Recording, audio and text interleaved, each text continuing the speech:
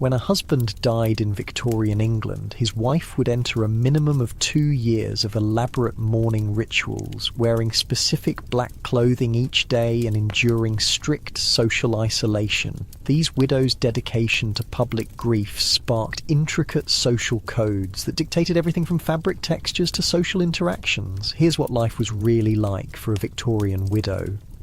So, yeah, if these stories work for you, subscribe. And I'm curious, what time is it where you are? Comment your location and time. I saw someone from Tokyo last week saying it was already tomorrow there. Still trying to wrap my head around that. Okay, tonight it's Victorian widowhood. But hold on, get comfortable first. I mean it. Adjust those pillows, pull up that blanket, because where we're going, you're gonna want to be cozy. Your eyes flutter open before dawn. For a blissful half-second, everything is normal. Then reality crashes down on you like a black wave. He's gone. The space beside you in bed is empty and cold. It was never supposed to be this way. Edward was only 42. The doctor said it was his heart. Just stopped in the night while you slept beside him, unaware your entire world was collapsing. This is day 3. Your bedroom is already transforming. The curtains are drawn tight against the morning light, casting the room in permanent shadow. Mirrors have been covered with black cloth. Tradition says they must stay covered until after the funeral to prevent your husband's soul from becoming trapped. Your lady's maid has already laid out your clothing for the day. The same black wool dress you wore yesterday, with its scratchy collar and oppressive weight. You've been through the motions in a fog. The doctor arriving, the death certificate, the funeral arrangements, your brother-in-law taking charge of Edward's business affairs while you've been confined to the house. Victorian society has very specific ideas about what happens now. You are no longer Mrs. Edward Harrington, respected wife of a successful merchant. You are a widow, and that identity comes with a mountain of expectations, restrictions, and rules. "Ma'am, are you awake?" your lady's maid whispers as she enters. "The undertaker's men will be here within the hour." Your sister-in-law asks if you'd like to see him before they take him. Of course you would, but first you must dress. In Victorian England, appearances matter more than ever in times of grief. Your personal sorrow must be matched by a perfect external display of mourning. "The photographer will be coming as well," your maid adds softly. Yes, the photographer. Your stomach twists. In these modern times of 1870, it's become customary to take photographs of the deceased. Edward's body has been arranged in the parlour, dressed in his finest suit. The children will gather around his coffin for a final family portrait. The only image some of them will have to remember their father by. "Jane says your mother-in-law is asking about the veil," your maid continues cautiously. "She's concerned it's not adequate." You close your eyes. Your mother-in-law. Of course she would find fault with your mourning attire already. The black crepe veil you've hastily procured isn't long enough, apparently. It should fall to your feet, completely shrouding your face and upper body. Your weeping should be private, hidden behind a wall of black fabric. "Tell her I'll be ordering a proper one today," you say, your voice scratchy from crying. The maid helps you dress, layer by layer. First, your undergarments. Even these must be black now, or at least trimmed with black ribbon. Your corset pulled tighter than usual because Victorian mourning etiquette demands that grief should not lead to physical indulgence or comfort. The black stockings, the petticoats, and finally the heavy black wool dress with its high collar and long sleeves. Your sister-in-law says the children should wear the black armbands for the photograph, the maid says, securing your hair into a tight, severe bun. No elaborate hairstyles in deep mourning. The children, your heart breaks all over again thinking of them. Your youngest is only 4 and keeps asking when Papa will wake up. Your eldest daughter, 14, has been crying silently in her room, while your 16-year-old son is suddenly expected to be the man of the house. "Did you sleep at all, ma'am?" your maid asks gently as she fastens a black cap to your hair. Sleep? How could you sleep? Beyond the crushing grief is the fear. Edward's death wasn't just an emotional catastrophe, it's potentially a financial one too. You have no idea what provisions he's made for you. Victorian law doesn't automatically give a widow her husband's estate. Everything depends on his will, and you realise with mounting panic that you've never actually discussed it with him. He was only 42. It wasn't supposed to happen yet. "Lady Harrington is here," your maid says, referring to your mother-in-law by her title. She says the funeral arrangements need to be discussed. The funeral, another elaborate performance of grief with its own set of rules and requirements. You'll be expected to commission black-bordered announcement cards to be sent out. The house will be draped in black crepe. Flowers will arrive to mask the inevitable smell of decay, as embalming is not yet common practice. "She's asking about the coffin wood," the maid adds, "and whether you've ordered the mourning stationery." You close your eyes again. Victorian death is not a private affair. It's a production, a ritual with countless details. The wrong choice of wood for the coffin, the wrong style of funeral card, the wrong length of veil. Any misstep will be noted and judged. Your grief is now public property, to be evaluated by society. "Tell her I'm coming down," you say, rising with effort. The weight of the black wool dress is already oppressive, and you'll be wearing nothing but black for the next 2 years at minimum. You catch a glimpse of your reflection in a mirror your maid has yet to cover. You hardly recognize yourself. Your face is pale with dark circles beneath your eyes, your hair severely pulled back, your body draped in black from neck to toe. This is your new identity, the Victorian widow, a walking emblem of death and grief. The house is unnaturally quiet as you descend the stairs. Clocks have been stopped at the moment of death. Another superstition. The ticking of a clock might disturb the soul's journey, people say. The servants move silently, already dressed in their mourning clothes. Even they must observe the proper mourning period for the master of the house. In the parlour, Edward's body is laid out. The undertaker has done his work well. Edward looks peaceful, almost lifelike, his hands folded over his chest. Around the coffin, flowers are arranged to mask any odour. Black crepe drapes the mirrors and the windows.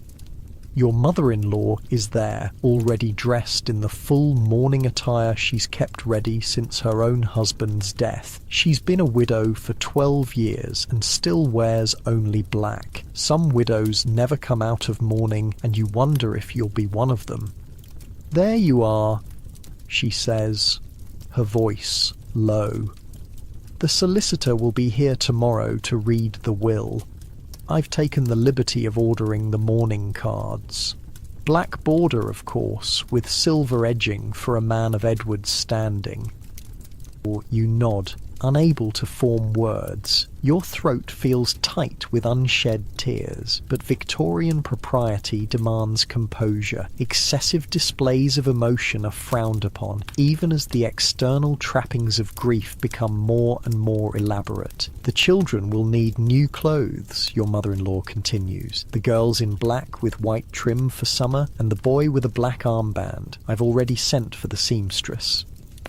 You think about the expense of all this mourning attire, an entire new wardrobe for you and the children when you have no idea what your financial situation will be, but appearances must be maintained. A widow who doesn't properly observe mourning rituals is seen as disrespecting her husband's memory. "And you'll need to prepare for isolation," your mother-in-law adds. "For the first 3 months you should not leave the house except to attend church. No receiving visitors except immediate family."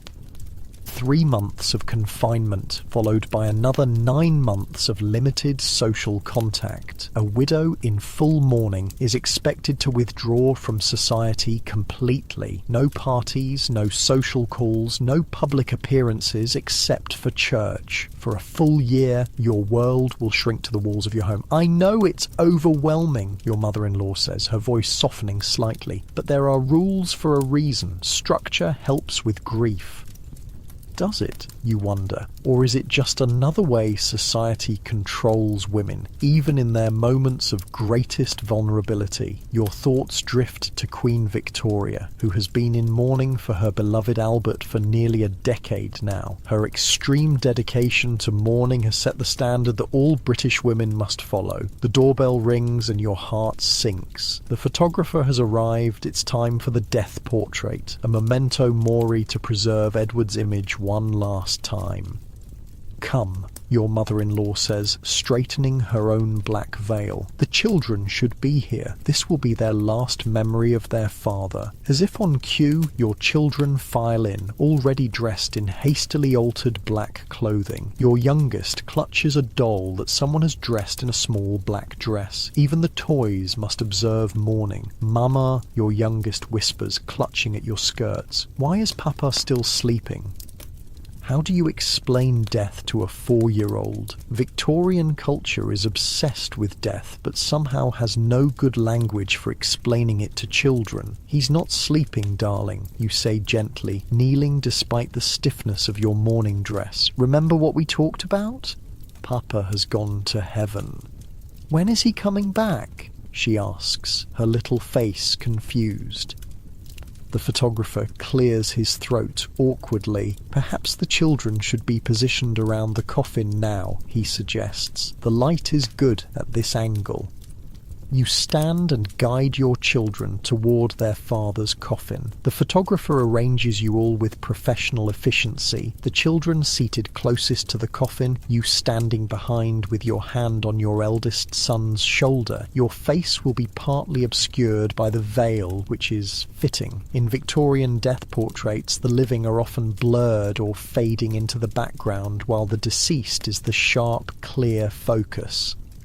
Please hold very still, the photographer instructs as he ducks beneath the black cloth behind his camera. This exposure will take several minutes, and so you stand, frozen in place, beside your husband's coffin, your children arranged around you like dolls. The living and the dead, captured together one last time. Outside, life in Victorian London continues. Carriages roll by, shops open, but in this room, time has stopped with the clocks.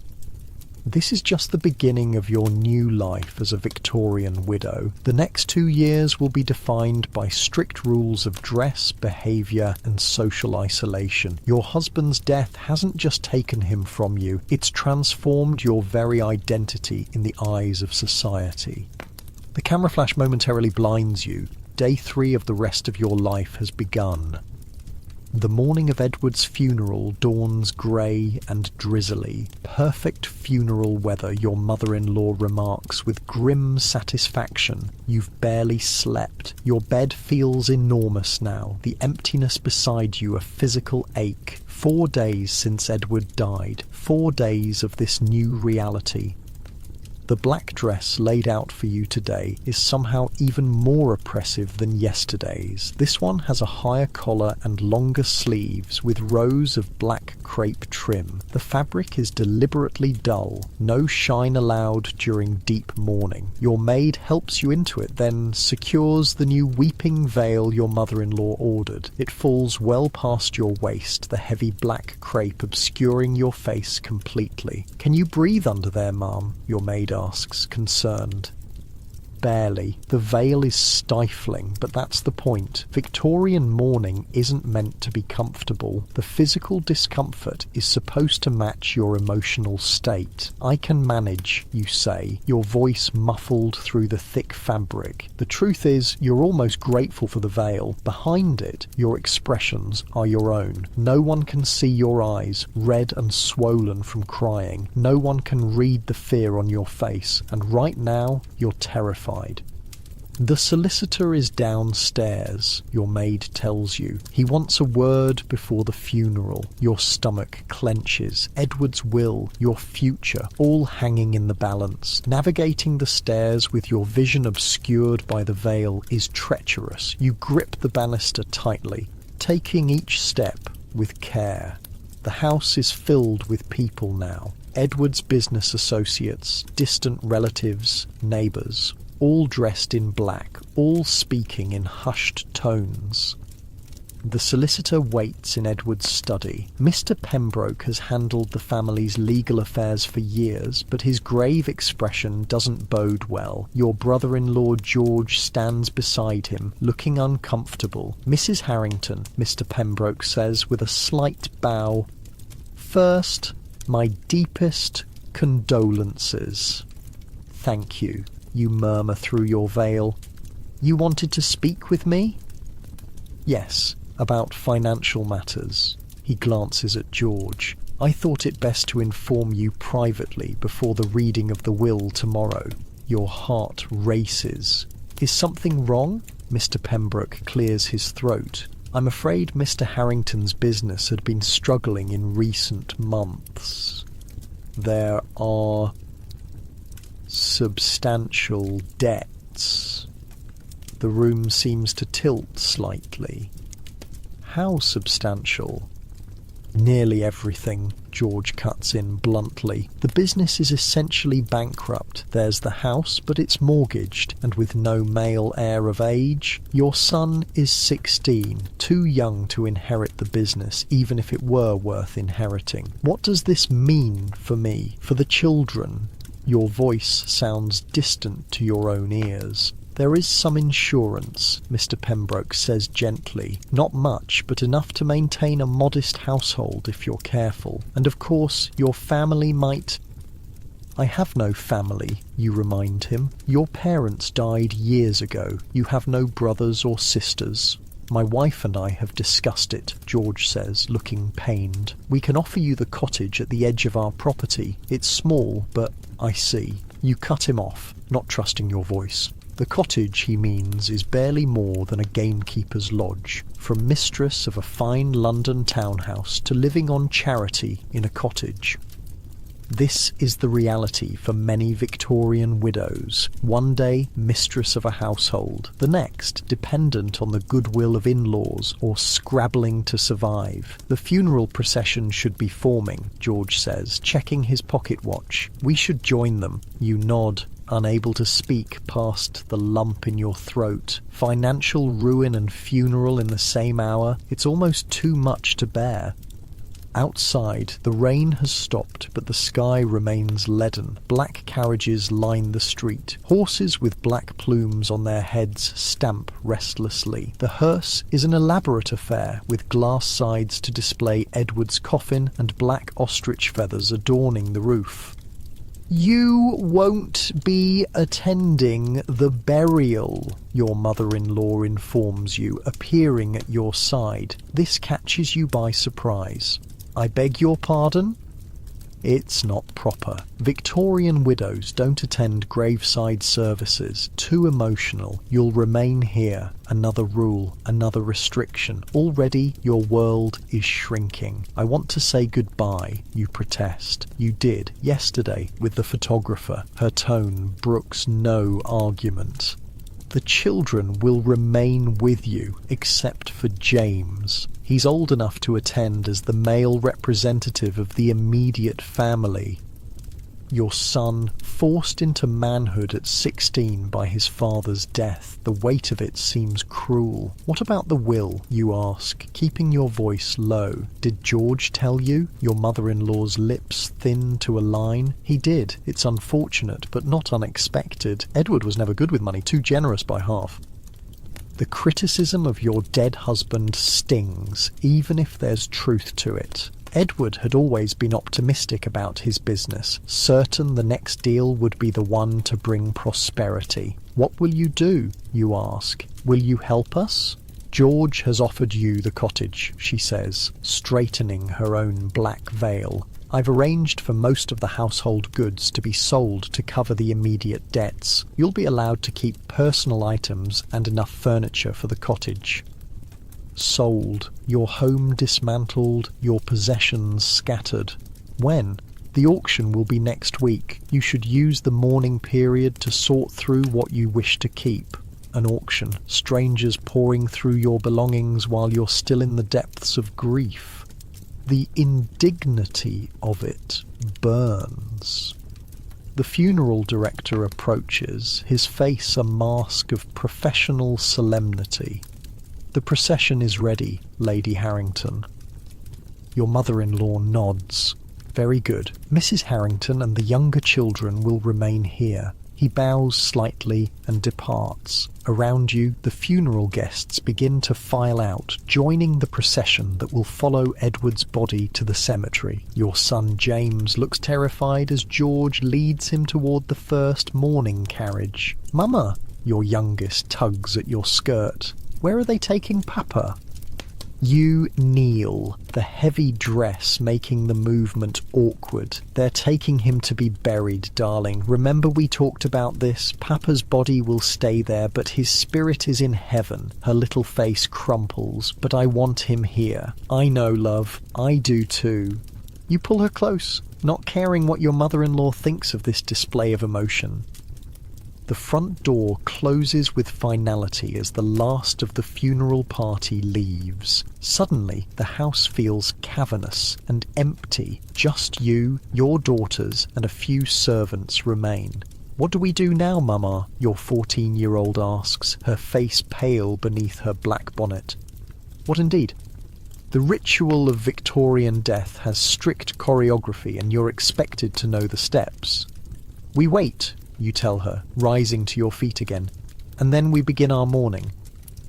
The next hours pass in strange stillness. The servants move quietly through the house, removing the funeral flowers, starting to pack belongings for the inevitable move. Your daughters sit in the drawing room, unnaturally silent in their new black dresses. You try to write in your diary, but find you have no words. Finally, carriages begin returning. The men file in, sombre in their black suits. Your son looks pale but composed.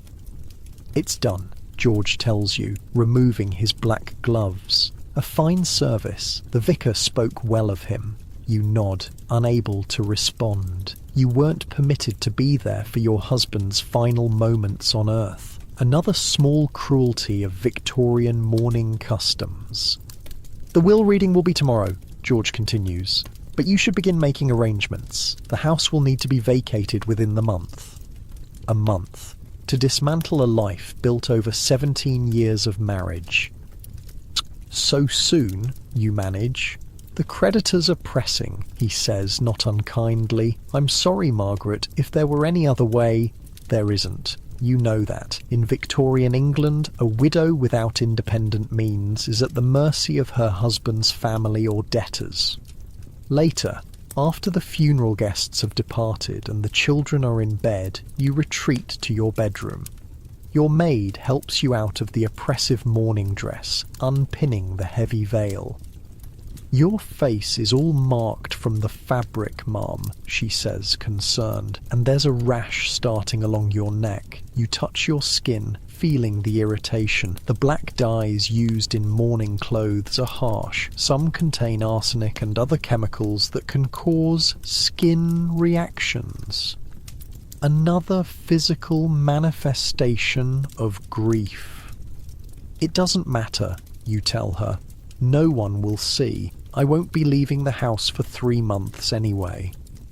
The isolation of deep mourning stretches before you like a dark tunnel. No visitors except immediate family, no outings except to church. Your social existence essentially suspended. What should I pack first, ma'am? Your maid asks tentatively. Lady Harrington says we should begin tomorrow. Reality crashes back. The cottage, the move, the auction. My books, you say after a moment, and the children's things. Their comfort must come first. When your maid leaves, you sit at your dressing table, staring at your reflection in the mirror that's no longer covered now that the funeral is over. You hardly recognize yourself, pale, hollow-eyed, your hair pulled severely back. You're only 38, but grief has aged you overnight. On the table sits your jewellery box. You open it, touching the pearl earrings Edward gave you for your anniversary last year. They'll have to be sold, along with most of your jewellery. Widows in deep mourning wear only jet, a hard black stone used exclusively for mourning jewellery. You close the box with a snap. Tomorrow, the dismantling of your life begins in earnest. Morning brings the reading of the will, which only confirms what you already know. Edward died virtually penniless, with debts exceeding his assets. The insurance policy will provide a modest income, enough to survive, but not to maintain anything close to your current lifestyle. You should consider yourself fortunate, your mother-in-law tells you afterward. Many widows find themselves destitute. At least you have the cottage and an income. Fortunate. Is that what you are? You don't feel fortunate. You feel hollow. How soon must we leave? You ask. The auction is in 5 days. You should be out before then. I've arranged for a cart to take your remaining possessions to the cottage. 5 days to pack up 17 years of marriage. The injustice of it burns. And what then? We just disappear into the countryside? Your voice catches. Your mother-in-law's expression softens slightly. It's for the best, Margaret. London is no place for a widow of limited means. The cottage is quiet, respectable. You can observe your mourning in peace. Peace or isolation. In Victorian society, there's often little difference for a widow.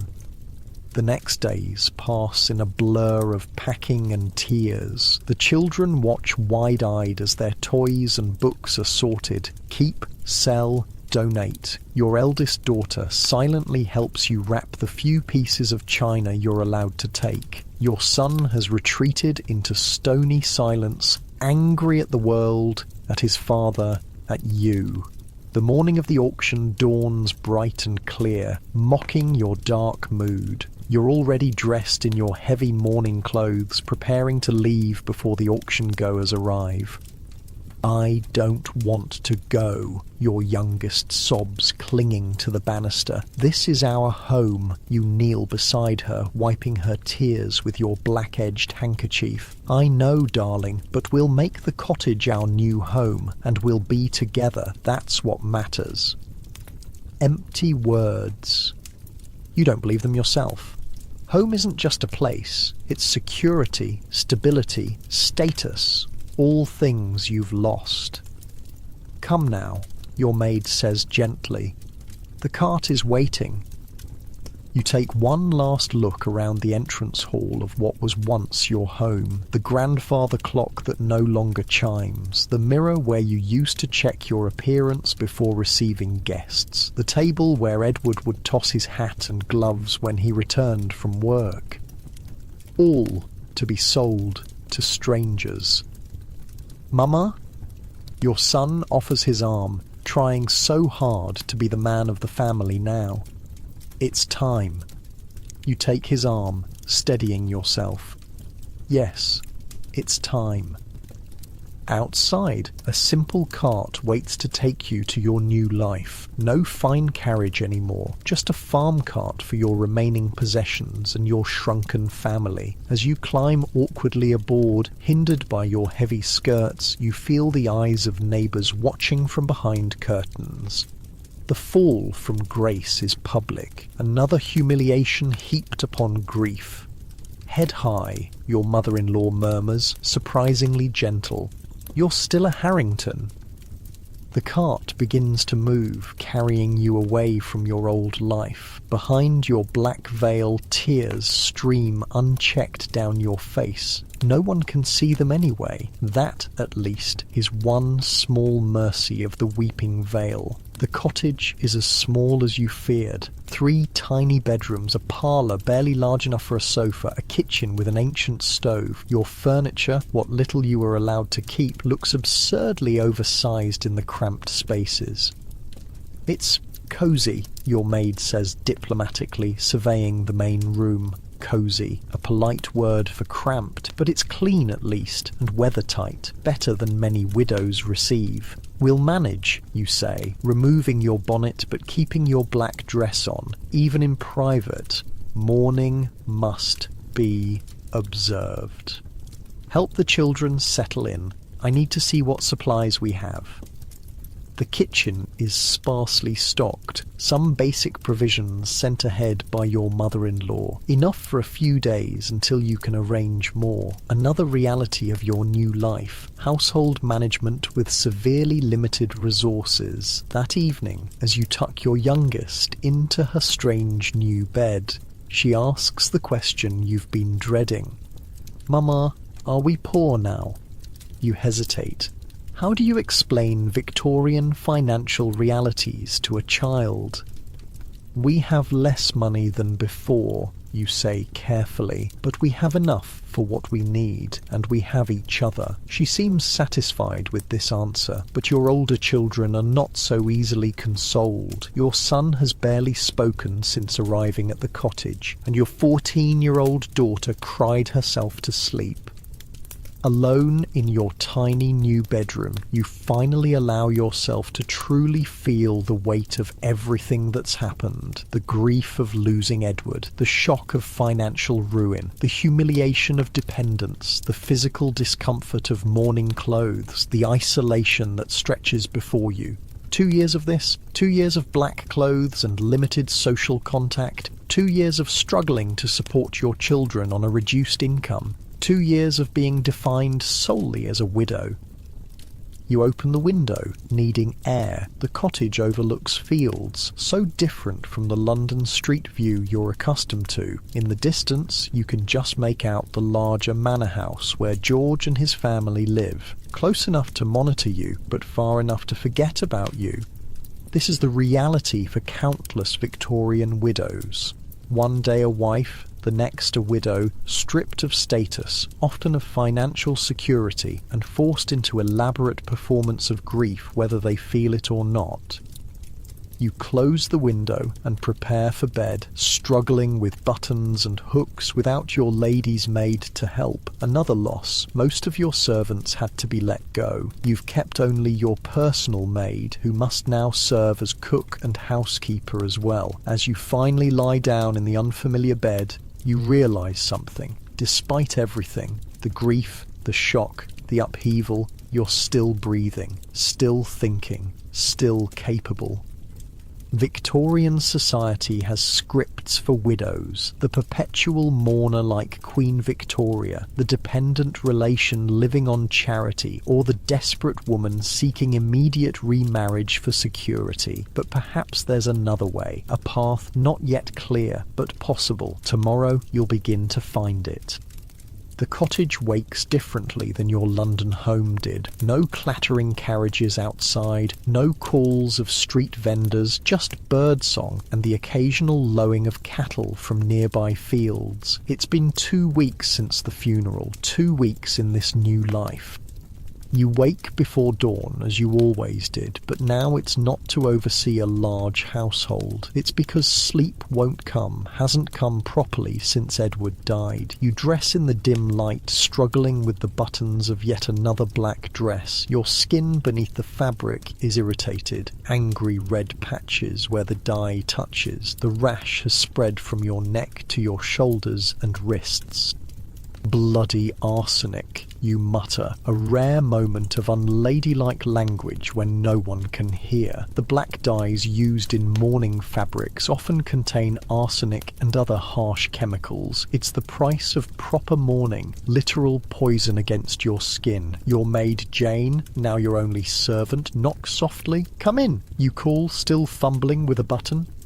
Jane enters, already dressed for the day's work. She was your lady's maid in London, but here she serves as cook, housekeeper, and everything in between. You're lucky to have kept her at all. Many in service wouldn't accept such a reduction in household status. "Let me help with those buttons, ma'am," she says, moving behind you. "The rash is worse."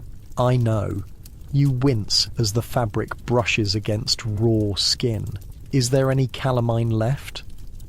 "A little. I'll apply it after you're dressed." Her fingers work quickly at your back. "I've started the porridge. It's oats again, I'm afraid." Oats again. Your London breakfast would have been eggs, toast, perhaps kippers or sausage. Now it's porridge, made thin to stretch the oats further. Another reality of your reduced circumstances. "That's fine, Jane. Thank you."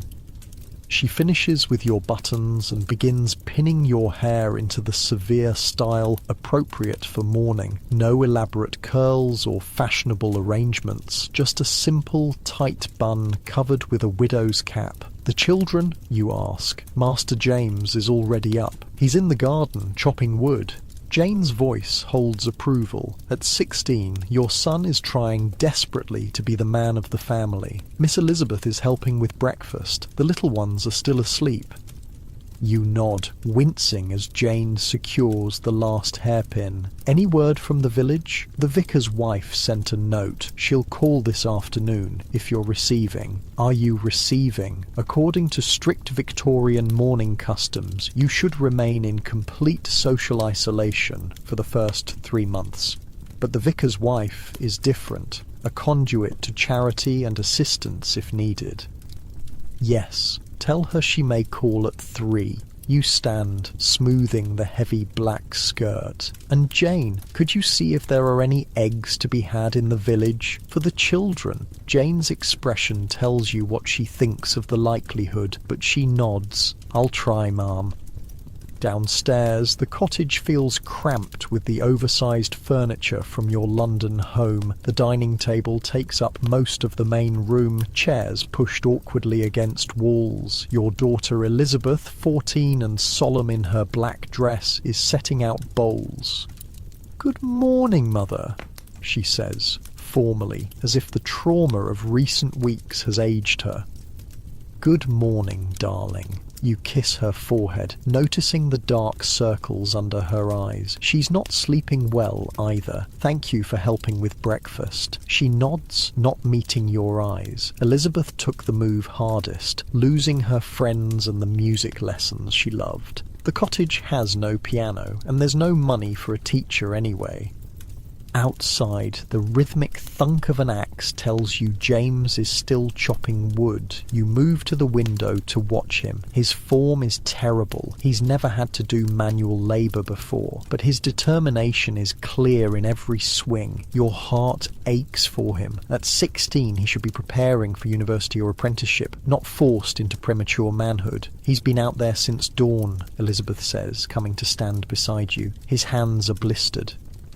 Another cost of your new circumstances. Soft hands turned calloused. Breakfast is a quiet affair. The younger children, still sleepy-eyed, eat their porridge without complaint, though you notice they don't ask for seconds. James joins you, his face flushed from exertion, hands raw. You pretend not to notice when he winces, grasping his spoon. "I was thinking," he says suddenly, "that I shouldn't return to school." Your spoon freezes halfway to your mouth. "What?"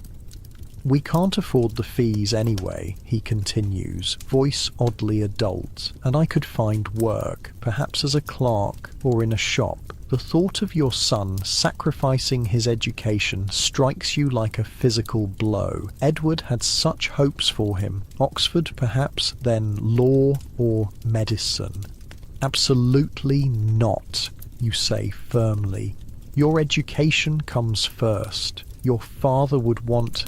Father is dead, James cuts in, his voice brittle, and he left us with nothing. The table falls silent. Even the youngest children sense the tension.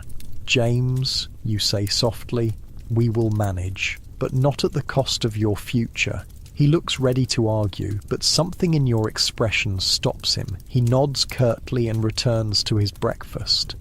After the meal, the day unfolds in a strange new rhythm.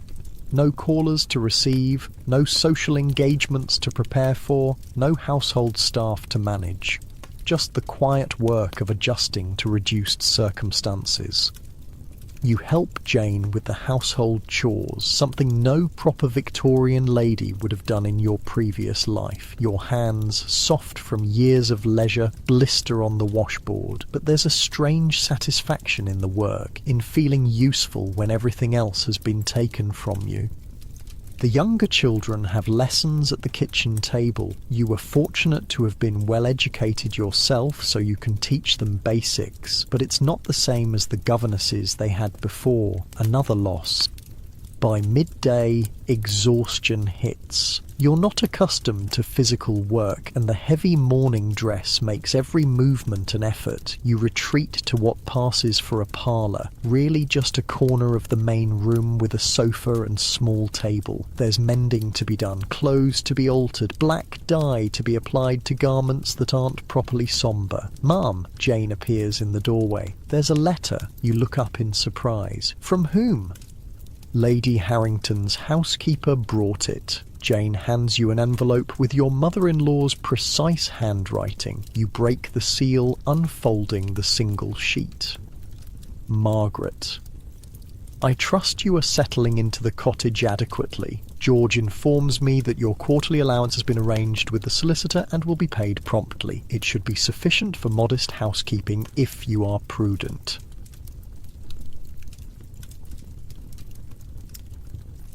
write to remind you of your obligations during deep mourning. I understand the vicar's wife intends to call. This is acceptable for matters of spiritual comfort, but you must not receive other visitors until the first 3 months have passed. To do otherwise would show disrespect to Edward's memory. The children should also observe proper mourning. James may attend church with you, but the girls must remain in seclusion for at least 6 weeks. Their mourning dresses should be black with white trim appropriate to their age. I shall call next week to ensure all is proceeding as it should. Lady Harrington. You fold the letter carefully, suppressing a flare of resentment, as if you needed reminding of mourning protocols, as if you had a social calendar bursting with engagements here in the middle of nowhere. Everything all right, ma'am? Jane asks, noticing your expression. Just my mother-in-law being helpful, you say, the irony evident in your tone. Jane's lips twitch, but she maintains her composure. I managed to get some eggs from the farmer's wife, she says, changing the subject. She says her hens are laying well, and she'd be happy to sell to us regularly. A small victory. That's wonderful, Jane. Thank you. And...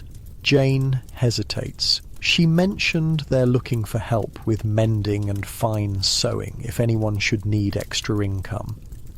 The implication hangs in the air. You, doing paid work. The idea would have been unthinkable in your previous life. Ladies of your station did not work for wages, but now... Did she say what it pays? You ask quietly. 2 shillings for a shirt, more for detailed work. Jane watches your face. She says there's more work than she can handle from the big houses in the area. 2 shillings. A pittance to your old self, but now it represents eggs for a week or new shoes for the children. Thank you, Jane. I'll consider it. The afternoon brings the promised visit from Mrs. Collins, the vicar's wife. You receive her in your makeshift parlour, conscious of how shabby everything must look compared to your London home. My dear Mrs. Harrington, she says warmly, taking your hands.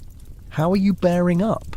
She's a plump, pleasant woman in her 50s, dressed in serviceable brown wool. Not fashionable, but kind-eyed. As well as can be expected, you reply, the stock answer expected of a Victorian widow. This cottage is charming, she says, glancing around. Her eyes linger on the incongruous mahogany cabinet wedged against one wall, a remnant of your previous life. It's adequate for our needs, calm, you say, maintaining dignity. Would you like some tea? Mrs. Collins accepts, and Jane brings the tea service, one of the few good pieces you were allowed to keep. The familiar ritual of pouring tea gives your hands something to do. The parish wishes to extend any assistance you might need, Mrs. Collins says delicately. We understand your circumstances have changed. Charity. The word hangs unspoken between you. In Victorian England, accepting charity is both necessary and humiliating for a woman of your former station. You're very kind, you say carefully. We're managing well enough. Mrs. Collins nods, but her expression is knowing. Of course, but should the children need anything, books for their education, perhaps, the parish fund is available. You swallow your pride. For your children, you can accept help. Thank you, that's most generous. The conversation turns to safer topics, the church, the village, the coming harvest. Mrs. Collins is careful to avoid mentioning your reduced circumstances directly. Victorian politeness demands maintaining the fiction that nothing has fundamentally changed. I should mention, she says as she prepares to leave, that church attendance is expected, even for those in deep mourning. This Sunday would be appropriate for your first appearance. Church. The thought fills you with dread. Facing the community, their curious stares, their whispered comments, but it's the one outing permitted to even the strictest mourning widow. Of course, you say, we shall be there. After she leaves, you sit quietly, considering what church attendance will mean. You'll need to wear the full weeping veil, that suffocating shroud of black crepe. The children in their mourning clothes will be objects of curiosity. Every eye will be upon you, judging your demeanour, your dress, your adherence to mourning protocols. Jane, you call, is my church veil pressed?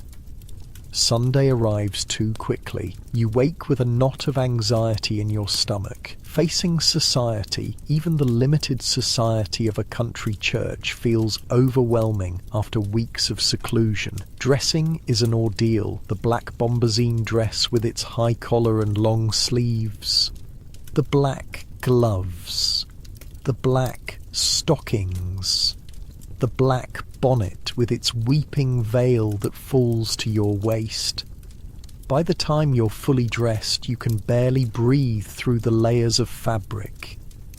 The children are similarly transformed into miniature mourners, James in a black suit with a crepe armband, Elizabeth in black with white collar and cuffs, the younger ones in white with black sashes, appropriate mourning for children. Remember, you tell them as you prepare to leave, people will stare. It's not because they're unkind, but because we're new, and, you hesitate, because of our circumstances.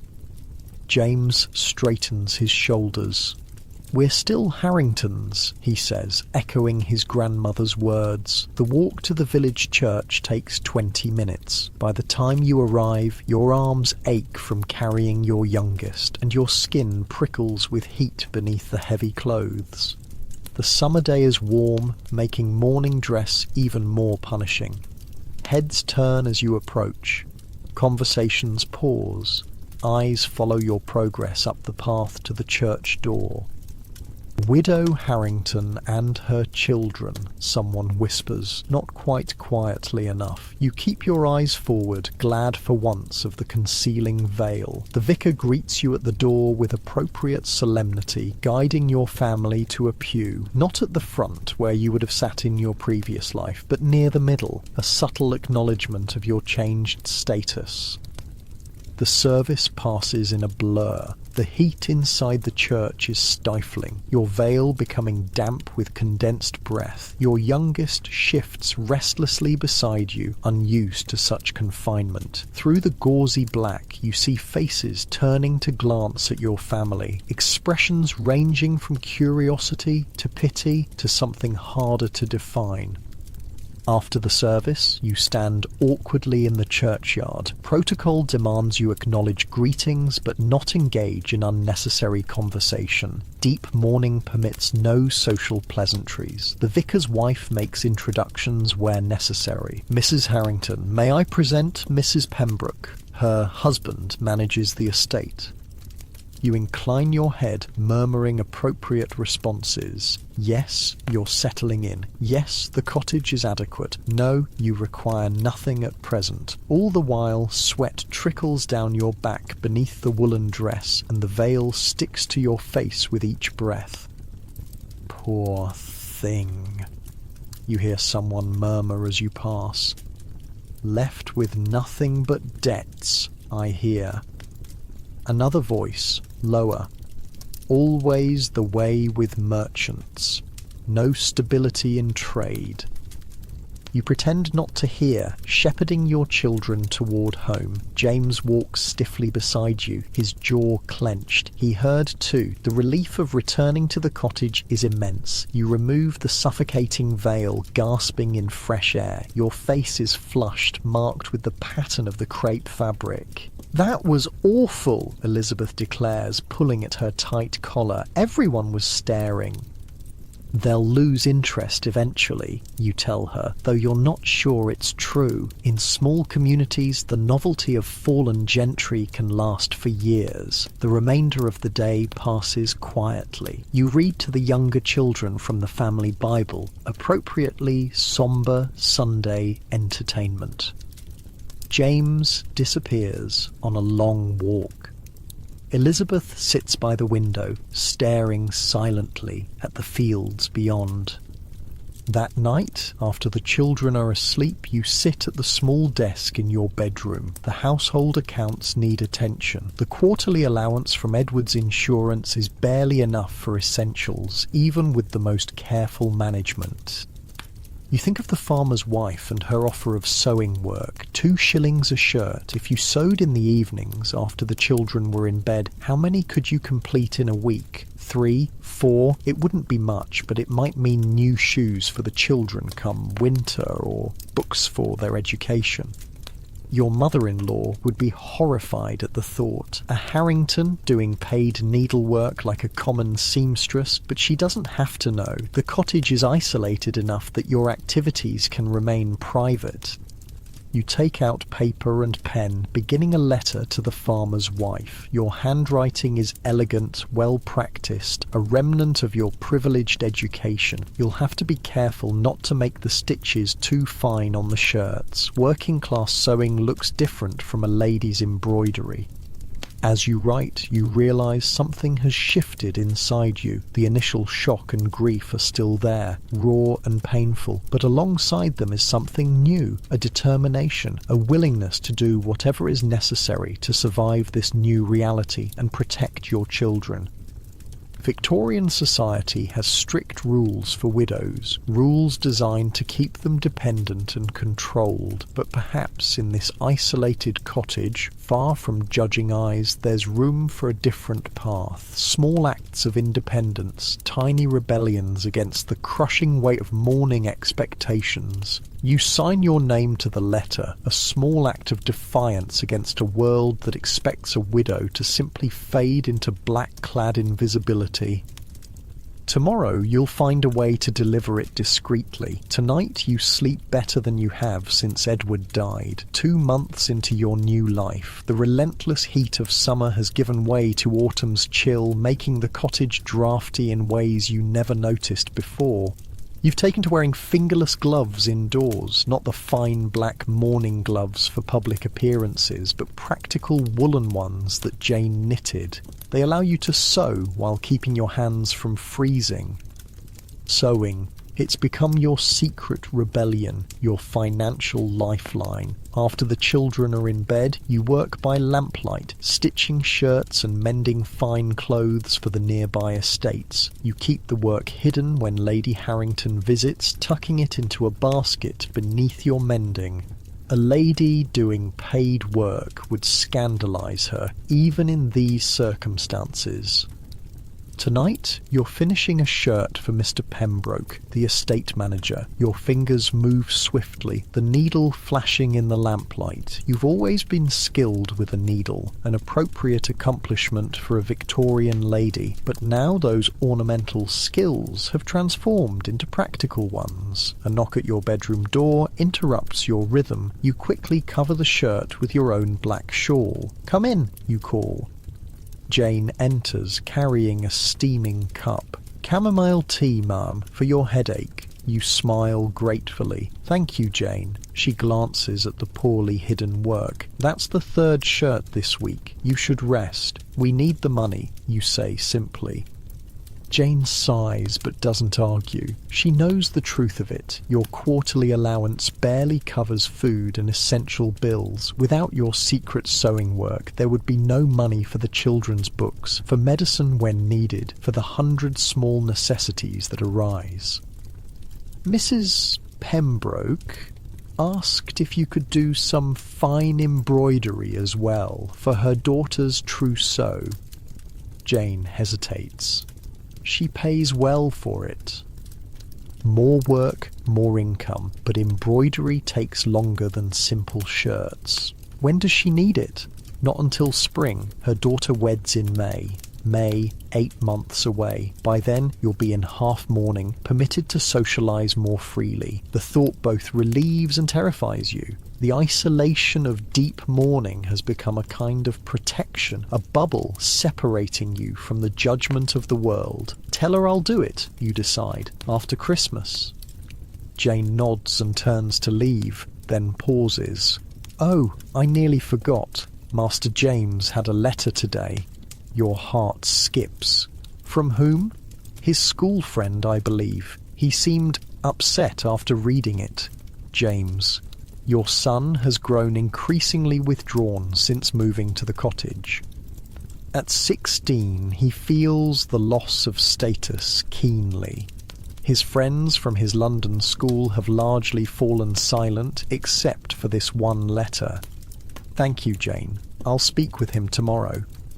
After she leaves, you return to your sewing, mind churning. What news could have upset James? You make a mental note to check on him first thing in the morning, then force yourself to focus on finishing the shirt. Each stitch means pennies toward your family's security. When the shirt is complete, you wrap it carefully in brown paper. Mrs. Pembroke's maid will collect it tomorrow, and payment will come discreetly. Coins passed from hand to hand, no mention made of the transaction to anyone who might report it to Lady Harrington. You fall into bed exhausted, your back aching from hours hunched over sewing. Sleep comes quickly these days, physical fatigue overriding even grief's insomnia. Morning brings a cold rain that drums against the cottage windows. You dress quickly, shivering. The black bombazine dress is at least warm, one small advantage of morning attire in autumn. Downstairs, James is already at the table, staring into a cup of tea. His face is drawn, eyes shadowed. Whatever news the letter brought clearly wasn't good. "Good morning," you say gently, taking the seat beside him. "Did you sleep well?" He shrugs, not meeting your eyes. "Well enough." The other children are still upstairs and Jane is in the kitchen. This might be your only chance for a private conversation. Jane mentioned you received a letter yesterday. His jaw tightens. "From Stephen Parker. We were at school together. You remember Stephen, a cheerful boy from a good family who had visited your London home several times. How is he?" "Preparing for Oxford. His father secured him a place." James's voice is flat. "He wanted to know if I'd be returning to school this term." The pain in his voice is palpable. In your previous life, James would have been headed for Oxford too, following in his father's footsteps. Now, continuing even his basic education is a financial struggle. James, you begin carefully, I know how disappointing this must be. You don't know, he cuts in, voice low but intense. You can't possibly know what it's like. One day I'm James Harrington, son of Edward Harrington, destined for university and a profession. The next, I'm nobody, the son of a bankrupt merchant, living in a cottage with no prospects whatsoever. His words sting, but you recognise the pain driving them. You are still James Harrington, you say firmly. Your father's financial difficulties don't change who you are. Don't they? He laughs bitterly. Try telling that to Stephen Parker and the others who haven't bothered to write at all. You reach for his hand, but he pulls away, standing abruptly. I need to fix that leak in the shed before it gets worse. He strides out into the rain, without a coat. You watch through the window as he crosses the yard, shoulders hunched against the weather, looking far older than his 16 years. Elizabeth comes downstairs, already dressed in her black morning dress with white collar. At 14, she's caught between childhood and womanhood, a transition made more difficult by grief and upheaval. Is James angry again? She asks quietly, having overheard at least part of the conversation. He's struggling, you tell her, not wanting to burden her with adult concerns. This hasn't been easy for any of us. Elizabeth nods sagely. Mrs. Collins says we should be grateful that others have it worse. The vicar's wife has become a regular visitor, the only social contact permitted during deep mourning besides family. Her intentions are good, but her platitudes sometimes miss the mark. It's true that others suffer more, you acknowledge, but that doesn't make our difficulties any less real.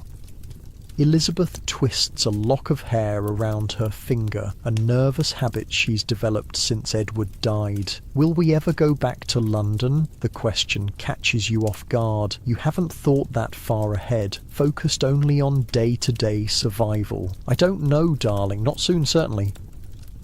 I miss my friends, she says simply, and my piano lessons. Another luxury lost. Elizabeth had shown real talent, but the piano had been one of the first items sold to pay Edward's debts. Perhaps someday we can find a way for you to continue your lessons, you say, though you have no idea how to make that happen. The morning unfolds with its now familiar routine. Lessons for the younger children at the kitchen table, household chores shared between you, Jane, and Elizabeth, a simple lunch of bread and soup. In the afternoon, an unexpected visitor arrives. Through the rain-streaked window, you see a fine carriage pull up in front of the cottage. Your heart sinks when you recognise it. Lady Harrington's. Jane, you call. Lady Harrington is here. Quickly, help me with my cap. You hadn't expected visitors in this weather and are dressed more simply than protocol demands. Jane rushes to help you pin on your widow's cap properly and straighten your collar. Lady Harrington doesn't wait for an invitation, but sweeps into the cottage with an air of ownership. At 60, she remains an imposing figure, tall and rigid in her own mourning clothes. Though her son has been dead for 10 years, she still wears black, her only concession to the passage of time being the touches of purple and grey in her accessories. Margaret, she says with a slight nod, I was passing and thought to check on you and the children. Passing. The cottage is miles from anywhere Lady Harrington would have cause to visit. This is a deliberate call, and you both know it. How kind, you say, maintaining the polite fiction. May I offer you tea? Lady Harrington glances around the cramped main room, her expression revealing nothing. Yes, that would be acceptable. You signal to Jane, who disappears into the kitchen to prepare tea. Lady Harrington seats herself in the best chair, originally from your London drawing room, now looking absurdly grand in the cottage. How are you finding the country life? She asks, removing her gloves. We're adapting, you say carefully. The children enjoy the fresh air. She nods, as if this confirms something. And you're observing proper mourning protocols, I trust. Of course.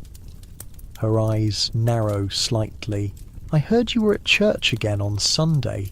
Yes, as is appropriate. Even in deep mourning, church attendance is expected. We've been every week since arriving. She doesn't sound convinced. And you've received no callers except the vicar's wife? So, that's why she's here. Someone has reported your activities, such as they are.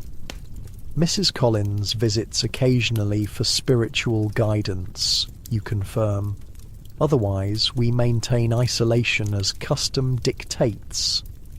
Jane returns with the tea tray, saving you from further interrogation. The ritual of pouring tea gives you a moment to compose yourself. And the children's education, Lady Harrington continues after taking a sip. I teach them myself, you say, though James should return to school if possible. Her expression hardens. I'm afraid that's out of the question. The expense cannot be justified. Your hands tighten around your teacup. His education is vital for his future prospects. His prospects were determined when his father died bankrupt, she says bluntly. A clerk's position is the best he can hope for now, and he needs no Latin or Greek for that. The injustice burns in your chest. Edward would want... Edward is dead, she cuts in, using the same brutal words James had thrown at you earlier, and his wishes died with him when he failed to provide for his family. The silence that follows is tense, broken only by the ticking of the clock on the mantel, a cheap replacement for the grandfather clock you lost in the auction. Now, Lady Harrington continues, setting down her cup, I've come with a practical purpose as well. George believes it would be appropriate to place Elizabeth as a governess when she turns 16. A governess? You stare in shock. She's only 14, which gives her 2 years to complete her education and prepare for the position. Lady Harrington speaks as if this is already decided. The Wilsons have expressed interest. They have 3 young daughters in need of instruction. Your mind reels. Elizabeth, your sensitive musical daughter, sent to work as a governess, that peculiar position neither servant nor family member, often lonely and thankless, the very fate you yourself narrowly escaped by marrying Edward. She's too young, you protest, and there's no need to decide this now. Lady Harrington's expression turns pitying. There is every need. Your allowance barely covers 4 children. When Elizabeth can support herself, it will ease your burden. The worst part is, she's not entirely wrong. Your financial situation is precarious, but the thought of sending Elizabeth away so young, still grieving her father, I'll consider it, you say finally, knowing you have little choice. Lady Harrington seems satisfied with this concession. She glances at the clock. I should return before the weather worsens. As she stands to leave, her eye catches something, the edge of the shirt you were sewing, visible where Jane didn't quite hide the basket properly. She stares at it for a long moment, then looks at you. Margaret, she says slowly, are you doing paid needlework? Your throat goes dry. You are, aren't you? Her voice is dangerously soft, taking in sewing like a tradesman's widow. The contempt in her voice stiffens your spine. Yes, you admit, I am. Have you no sense of propriety, of what's due to Edward's memory? What will people think when they discover a Harrington taking in mending like a common seamstress? They'll think I'm a mother trying to provide for her children, you reply, surprising yourself with your boldness. Lady Harrington draws herself up to her full height. This is unacceptable, completely unacceptable. Perhaps, you say, finding strength in desperation, but it's necessary. The allowance isn't enough, especially with winter coming. Then you should have economized further. On what? The frustration of months breaks through your usual restraint. Food, fuel, The children's education? Tell me, Lady Harrington, what else should I sacrifice? She looks genuinely startled by your outburst. For a moment, the imperious facade cracks, revealing something almost like respect. Then it's gone, replaced by cool disapproval. I see grief has affected your judgment, she says stiffly. We'll discuss this another time, when you're more composed. With that, she sweeps out, leaving you trembling with a mixture of fear and exhilaration. You've never spoken to her so directly before. The old Margaret, the proper Victorian wife, would never have dared. Jane appears from the kitchen where she'd been listening. "Well," she says with uncharacteristic bluntness, "that went well." A startled laugh escapes you. "She'll probably cut off our allowance entirely now." "She won't," Jane says confidently. "It would reflect badly on the family, but you should prepare for her to watch us more closely." You sink into a chair, suddenly exhausted. "What am I going to do about Elizabeth? I can't send her away as a governess." "We have 2 years to figure it out," Jane reminds you. "Much can change in that time." Later, after the children are in bed, you sit by the fire darning socks. The confrontation with Lady Harrington has left you shaken but also strangely empowered. For the first time since Edward's death, you stood your ground, made your own decision. A soft knock at the door interrupts your thoughts. James enters, his expression contrite. "I wanted to apologise," he says awkwardly, "for what I said this morning." You set aside your darning. It's forgotten. He sits in the chair opposite, looking into the fire. "I heard grandmother talking about Elizabeth becoming a governess," so he was listening. "Nothing's decided," you assure him. "But she's right, isn't she? We can't afford for us both to continue our education." His voice is resigned, while one of us has to sacrifice. Your heart breaks for him, for the burden he's taking on at 16. "No one is sacrificing anything yet," you say firmly. "We'll find a way forward." "I could still find work," he suggests, "but without the anger of before. Perhaps not as a clerk right away, but something to contribute." You study his face in the firelight. In just 2 months, he's changed. The softness of boyhood giving way to the angles of a man. Not from natural aging, but from circumstance forcing him to grow up too quickly. "Let's make a compromise," you propose. "You continue your studies this year, at home with me teaching what I can. Meanwhile, we look for opportunities, apprenticeships, positions that offer education along with employment." He considers this, then nods slowly. "That seems fair." Relief washes through you. One crisis averted, at least temporarily. "Good. Now get some sleep. We have lessons tomorrow." After he leaves, you return to your darning, mind turning over the day's events. Lady Harrington's visit, James's struggles, Elizabeth's uncertain future. 3 months ago, you were a respected merchant's wife with a secure place in society. Now you're a widow fighting for your family's survival, breaking Victorian conventions out of necessity. The strangest part, despite everything, the grief, the hardship, the uncertainty, there's a thread of something new emerging. Independence, agency, a voice you didn't know you had. As you finish darning the last sock, you make a decision. You'll continue taking in sewing work. Lady Harrington's disapproval be damned. You'll find a way to educate both James and Elizabeth, even if it means working into the night every night. Victorian society has strict rules for widows, but rules can be bent when survival is at stake. Tomorrow marks 3 months since Edward's funeral. The first phase of mourning is ending. Soon you'll be permitted more social interaction, more freedom of movement. You're no longer just surviving day to day. You're planning, adapting, fighting. And somewhere beneath the heavy black bombazine and the grief, you're changing.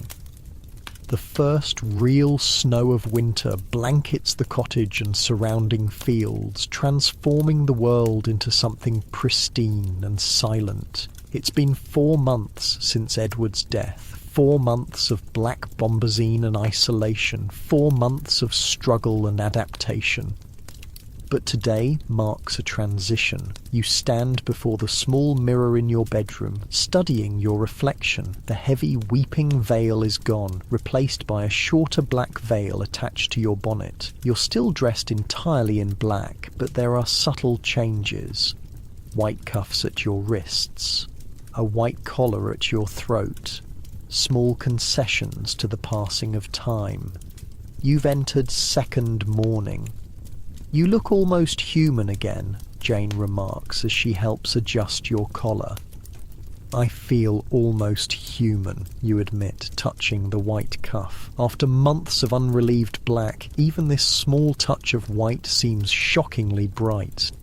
In Victorian mourning traditions, the transition from deep mourning to second mourning brings small but significant changes. You can now receive visitors beyond immediate family. You can write and receive personal letters on paper with a narrow black border instead of the thick, black-edged stationery of deep mourning. You can even attend small gatherings, though nothing as frivolous as a ball or theatre performance. Most importantly, you can move more freely in the world again.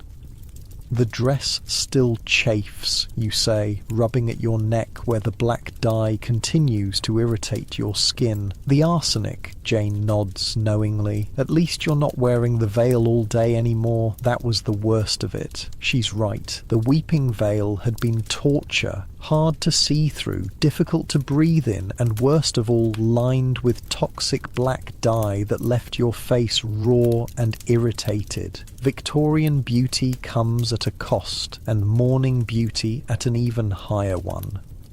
"What time is Mrs. Collins arriving?" you ask, pinning a simple jet brooch to your collar, your first piece of jewellery since Edward died, appropriate for second mourning. 11, with the other ladies from the parish committee. Jane looks both pleased and worried. "Are you sure you're ready for this, ma'am?" Today marks another first, hosting visitors at the cottage. Mrs. Collins has invited the parish charity committee to meet here, a gesture meant to ease your re-entry into society. 6 women, all from respectable local families, all curious about the widow from London. "Ready or not, it's happening," you say with a small smile. "Is everything prepared?" "Such as it is," Jane sighs. "I've done what I could with what we have." What you have isn't much. Tea, obviously, some thin slices of bread and butter, seed cake made with the cheapest ingredients. It's a far cry from the elaborate refreshments you would have offered in London, but it's the best you can manage on your limited budget. "It will be fine," you assure her, though your own stomach knots with anxiety. Downstairs, the main room has been transformed as much as possible. The mismatched furniture is arranged to create a semblance of a proper parlour. Fresh pine branches in a cracked vase add a touch of green and a pleasant scent. Elizabeth has polished every surface until it gleams. Your eldest daughter enters from the kitchen, her own black dress modified with white cuffs for second mourning. At 14, she's becoming a young woman, though grief has matured her beyond her years. "You look nice, mother," she says, studying your modified mourning outfit. "So do you." You straighten her collar. "Are your brothers and sister ready?" Elizabeth rolls her eyes in a rare moment of teenage normalcy. "James is, but he's threatening to disappear before the visitors arrive. And I had to bribe Mary and William with stories later if they behave." You laugh. Another thing that feels newly permitted in second mourning. Deep mourning demanded such solemnity that even laughter seemed disrespectful. Well done, though I doubt James will actually flee. He's too proper for that. "Want to bet?" Elizabeth raises an eyebrow. "He said something about urgent wood chopping on the far side of the property." Men have it easier, you reflect for the 100th time. James can escape social obligations with minimal consequences. As women, you and Elizabeth must participate, observe the niceties, maintain connections. The sound of wheels on the gravel path interrupts your thoughts. They're here. Places? Everyone, you say, only half joking. This small social gathering feels like a performance after months of isolation. The parish ladies arrive in a flurry of cloaks and polite exclamations about the weather. Mrs. Collins makes introductions and you smile and nod, trying to fix names to faces. Mrs. Pembroke, the estate manager's wife. Mrs. Wilson, who had apparently expressed interest in Elizabeth as a future governess. Mrs. Atkins, the doctor's wife, and two sisters, the Mrs. Fairfax, unmarried ladies of a certain age who seem to know everything about everyone in the parish. Such a charming cottage, Mrs. Wilson says, looking around with poorly disguised curiosity. So rustic. Thank you, you reply evenly. We've found it quite adequate for our needs. The women settle into the available seats, and Jane serves tea with dignified precision. You can feel their eyes taking in everything. The mismatched cups, the thin slices of bread and butter, the darned cushions on the chairs. We're so pleased you've joined our parish committee, Mrs. Harrington, Mrs. Collins says warmly. We desperately need someone with your organisational skills. Organisation is the least of what they need, you suspect. What they really want is the novelty of a London widow in reduced circumstances. Part charity case, part entertainment. I'm happy to help however I can, you say, pouring tea with a steady hand. The meeting progresses with discussion of parish affairs, the coal fund for poor families during winter, layettes for expectant mothers in need, holiday baskets for the elderly. You listen attentively, noting mental parallels to the charitable committees you served on in London. Though there, you were among the donors, not potentially among the recipients. Mrs. Harrington, Mrs. Pembroke says suddenly, your stitching is really quite remarkable. The shirt you did for my husband fits him perfectly. A beat of silence falls over the room. Your secret work, not so secret after all. Thank you, you say calmly, though your heart races. Will this confirm the gossip Lady Harrington has surely spread about your inappropriate employment? To your surprise, Mrs. Pembroke continues enthusiastically. In fact, I was wondering if you might be interested in more such work. My sister in the next county needs wedding clothes for her daughter, and good seamstresses are hard to find. You hesitate, uncertain how to respond. Oh, what a splendid idea, Miss Fairfax, the elder of the sisters, chimes in unexpectedly. Mrs. Harrington's needlework is the talk of the county. I myself have a shawl that needs repairing, delicate work, silk embroidery. I'd pay handsomely. More offers follow. The ladies suddenly animated. Mrs. Wilson has shirts for her husband. Mrs. Atkins needs christening gowns for her expected grandchild. Even Mrs. Collins admits she's been admiring your fine stitching on Elizabeth's collars at church. Your head spins. Rather than condemning your work as inappropriate, these women seem to respect it, even value it. In London, taking in sewing would have been social suicide. Here, in this rural community, practical skills apparently trump rigid class distinctions.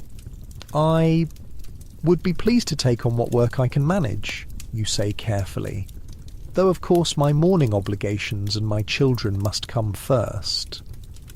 Of course, they chorus, seemingly satisfied with this proper nod to priorities. As the meeting concludes and the ladies prepare to leave, Mrs. Pembroke hangs back. When the others have moved toward the door, she speaks in a low voice. Lady Harrington need not know about any arrangements between us, she says with a knowing look. My husband manages her son's estate, but our household affairs are our own business. You stare at her, startled by this unexpected alliance. I appreciate your discretion, She nods, buttoning her cloak. We country wives must stick together, Mrs. Harrington. London has its ways, but we have ours. After they've all gone, you sit in sudden silence, trying to process what just happened. Not only did these women accept your paid needlework, they've offered more, enough to potentially double your meagre income if you can manage the time. Well, Jane says, beginning to clear the tea things. That was interesting. Very, you agree, still stunned. Elizabeth appears from the kitchen where she'd been listening. Does this mean you'll be sewing even more now? She asks. It seems so. You look at your daughter thoughtfully. Would you like to help? You have a fine hand with embroidery. Her face brightens. Could I? Would they pay for my work too? I don't see why not. The idea takes root quickly. Elizabeth helping with the sewing means more income, but also practical training in a skill that might support her if necessary. Better than being sent away as a governess at 16. Jane, do we still have that book of embroidery patterns from London, you ask? In the trunk under your bed, I believe. Excellent. Elizabeth, we'll start with something simple. Handkerchief borders, perhaps. By the time James returns from his strategic wood-chopping expedition, you and Elizabeth are bent over fabric at the table, sorting silks by colour. What's all this? He asks, stomping snow from his boots. Mother's going to teach me proper embroidery, Elizabeth tells him, for paying customers. James's expression shifts from surprise to something more complex. I see. You watch him carefully. Is that a problem? He hesitates. No, it's just in London. Ladies didn't...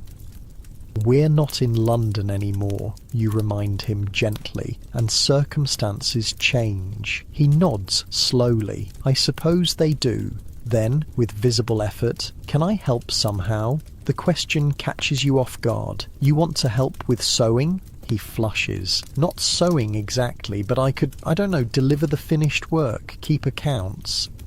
You consider this. James needs purpose just as much as the rest of you. Accounts would be very helpful, actually. I've been keeping track in my head, but a proper ledger would be better. His expression lightens. I could do that. Father taught me basic bookkeeping last year. Something eases in your chest, a tension you hadn't realised you were carrying. Your son finding his footing in this new reality. Your daughter learning skills that might protect her future. Small victories in a landscape of loss. That night you write in your diary for the first time in months. The words come more easily than expected. 4 months a widow. Today I entered second mourning and received visitors for the first time. Rather than the condescension I expected, I found unexpected allies. The parish ladies have offered sewing work. Good pay for fine stitching. Elizabeth will learn alongside me, and James will keep our accounts. We are finding our way, slowly but surely. I still miss Edward terribly. The children still cry for their father, but somehow we are adapting, becoming something new out of necessity. Lady Harrington would be appalled at my trade, but I find I care less about her opinions with each passing day. What matters now is survival, and if my needle is our lifeline, then so be it. The days take on new rhythm, mornings still devoted to the children's education. Afternoons to household tasks. But evenings now belong to sewing, you and Elizabeth working side by side in the lamplight, with James occasionally joining you to update the simple ledger he's created. The work is demanding but rewarding. Each completed shirt, each embroidered handkerchief, each mended lace collar means a few more shillings towards security. You develop a reputation in the area for fine work and reasonable prices. Mrs. Wilson asked if you would consider teaching her daughters to embroider, Elizabeth reports after church one Sunday. She'd pay for lessons. Teaching, another possibility you hadn't considered. What did you tell her? That you'd think about it. Elizabeth hesitates. I could help with the younger girl. She's only 8. Your daughter is a teaching assistant. The idea warms you. We'll discuss it with James. See if it makes financial sense. James takes his role as accountant seriously. Each evening, he reviews the day's expenses and income, making careful notations in his ledger. If you took on 2 students twice a week, he calculates, and charged what Mrs. Wilson suggests, it would equal almost a week's worth of shirt making for much less effort. But would Lady Harrington approve of teaching, you wonder aloud? It's one thing to sew privately, another to advertise myself as an instructor. James shrugs. Does it matter? She's in London for the winter. This is true. With the first heavy snows, Lady Harrington retreated to her London house, leaving you blessedly free of her direct scrutiny. Still, her shadow looms large. I suppose it doesn't, you say finally, and teaching is certainly more respectable than plain sewing. The decision made, you begin preparations. The cottage's main room is rearranged to accommodate small lessons twice weekly. You compile samples of various stitches and techniques. Elizabeth practices basic instruction with Mary, who proves a patient subject for her sister's teaching experiments. Life settles into its new patterns. The harshest edges of grief begin to soften, though there are still moments when loss catches you by surprise. Edward's birthday, the anniversary of your wedding, moments when something happens that you instinctively turn to tell him. Second morning brings small freedoms that feel enormous after the restrictions of deep mourning. You can walk in the village without causing scandal. You can correspond with old friends. You can receive visitors and even make careful calls yourself. One January afternoon, a letter arrives bearing the London postmark. Your heart races when you recognise the handwriting. Catherine, your closest friend from your previous life. My dearest Margaret. I was beyond relieved to receive your letter after so many months of silence. While I understood the propriety of deep mourning prevented correspondence, I have thought of you constantly and worried endlessly about you and the children. London is much the same, though your absence is keenly felt in our circle. People speak of you often with genuine concern. If you would permit it, I would very much like to visit you this spring when the roads are passable again. My husband has business in the area in April, and I could accompany him. Please say yes, dear friend. I long to see you face to face rather than through these inadequate letters. Your devoted friend, Catherine. You press the letter to your chest, emotions welling. Catherine, your dearest friend, offering to bridge the gap between your old life and new. The prospect of seeing her brings both joy and anxiety. What will she think of the cottage, of your reduced circumstances, of the calluses on your once soft hands? Good news? Jane asks, noticing your expression. Catherine wants to visit in spring? Jane's eyebrows rise. Lady Durham? Here? You nod, suddenly seeing the cottage through Catherine's eyes, the cramped rooms, the patched furnishings, the obvious poverty compared to her London mansion. Perhaps it's not a good idea, you murmur. Nonsense, Jane says firmly. If she's a true friend, the cottage won't matter. And if she's not, then better to know now than waste more years on false friendship. As usual, Jane's practical wisdom cuts through your anxiety. You're right. I'll write and tell her she's welcome. That evening, as you work on a particularly intricate piece of embroidery for Mrs. Pembroke's sister, you reflect on the changes these months have wrought. You're still Margaret Harrington, Edward's widow, bound by the strict mourning customs of Victorian society. But you're also becoming someone new, a woman who works with her hands, who teaches, who balances ledgers and makes decisions without deferring to others.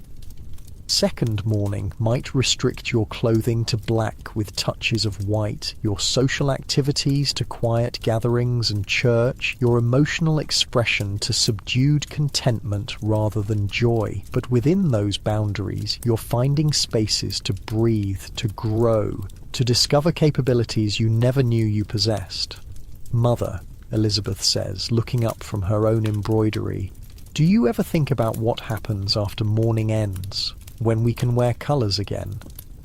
The question startles you. You've been so focused on surviving the present that you've rarely let yourself think that far ahead. Sometimes, you admit, but that's still more than a year away. Elizabeth nods thoughtfully. I was just wondering, will we stay here, in the cottage? I don't know, you answer honestly. Much depends on how we fare financially. I like it here, she says, surprising you. It's small, but it feels like ours in a way the London house never did. You consider this. The London house had been Edward's domain, filled with his chosen furnishings, run according to his preferences. This cottage, for all its limitations, has become shaped by you and the children. I like it too, you realise, though I miss certain conveniences. Like hot water that doesn't require hauling from the stove, Elizabeth laughs. Exactly. The fire crackles softly as you both return to your work. Outside, snow falls steadily, insulating the cottage in a blanket of white. Inside, for this moment at least, there is warmth, purpose, and the quiet comfort of shared work. Second morning will last until the 1-year anniversary of Edward's death. Then half mourning will begin, bringing further easing of restrictions, colours like lavender and grey, more social engagements, perhaps even music and moderate entertainment. For now, though, this quiet evolution is enough. Each small step away from the paralysing grief of those first days, each small act of independence, each small discovery of strength you never knew you had. You are a Victorian widow bound by society's strictures, but you're also becoming something society never prepared you to be, a woman standing on her own. Spring arrives tentatively, with pale green buds and timid birdsong. 8 months since Edward died. 8 months of black clothing and restricted social interactions. 8 months of building a new life from the wreckage of the old. The cottage has transformed with the seasons. What seemed bleak and unfamiliar in autumn now feels, if not exactly like home, then at least like a place where you belong. Small touches reflect your growing comfort. Wildflowers on the table, cushions recovered with fabric scraps, a bookshelf James built from salvaged wood. You stand at the window watching the lane for signs of visitors. Catherine arrives today, the first person from your London life to see your new circumstances. Despite your correspondence, anxiety gnaws at your stomach. Will she pity you, judge you, find you changed beyond recognition? Stop fussing, Jane says, catching you straightening the same cushion for the 3rd time. The cottage is as presentable as it's going to be. I know, it's just words fail you. How to explain the collision of past and present that Catherine's visit represents? Jane understands anyway. She's your friend. If she's worth keeping, she'll see past all this. She gestures at the modest surroundings. You're right. You smooth your dress, still black, but with white cuffs and collar for second mourning. I'm being silly. Not silly. Human. Jane peers out the window. Carriage coming. Your heart leaps to your throat. It's a fine carriage, much finer than anything that usually stops at the cottage. The Durham coat of arms is painted on the door, a stark reminder of the world you once inhabited. Catherine emerges in a swirl of fashionable skirts, her face breaking into a wide smile when she sees you in the doorway. Unlike you, she's dressed in the latest London fashion, a walking dress of green silk that makes your black bombazine look even more sombre and outdated. Margaret, She rushes forward, propriety forgotten in her enthusiasm, and embraces you tightly. Oh, how I've missed you. The genuine warmth in her voice melts your anxiety. You return her embrace, suddenly fighting tears. I've missed you too. She pulls back, studying your face. You look well finely, she says, though her eyes register the changes grief and hardship have etched into your features. As do you reply, meaning it. Catherine glows with health and prosperity, her skin smooth, her hands soft and unblemished by labour.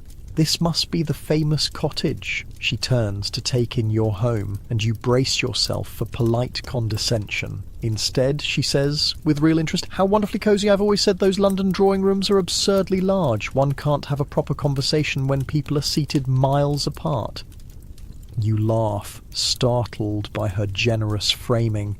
It's certainly intimate. Show me everything, she insists, linking her arm through yours. I want to see how you've settled in. The tour doesn't take long. 4 small rooms are quickly explored. Catherine exclaims over the view from the windows, the clever arrangement of furniture, the sampler Elizabeth is working on. Her enthusiasm seems genuine, not the forced brightness of someone pitying your reduced circumstances. And here's the infamous sewing enterprise I've heard about, she says, touching a shirt you're working on for Mr. Pembroke. Your stitches were always exquisite. I'm not surprised you've built a business from your skill. You glance at her sharply. You don't disapprove? Disapprove? Why on earth would I? She looks genuinely puzzled. Lady Harrington thinks it's beneath the family dignity.